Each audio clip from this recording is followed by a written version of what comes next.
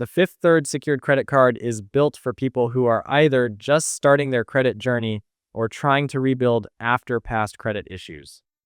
To open the account, a security deposit is required, and that amount becomes the card's credit limit.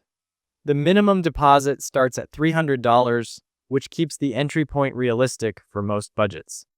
Every month, Fifth Third reports your payment history to Experian, Equifax, and TransUnion, so with timely payments and low credit utilization, it can steadily improve your credit profile.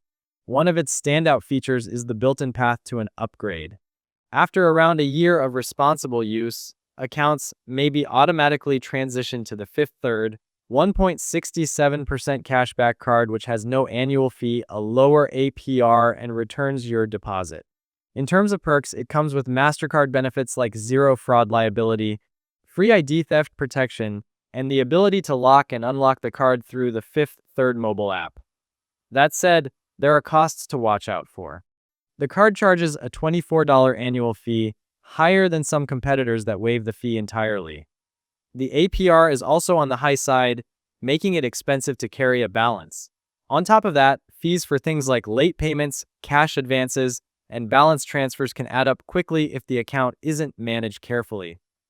Overall, this card works best for someone who is committed to paying on time, keeping balances low, and wants a guaranteed route toward a better unsecured card with the same bank.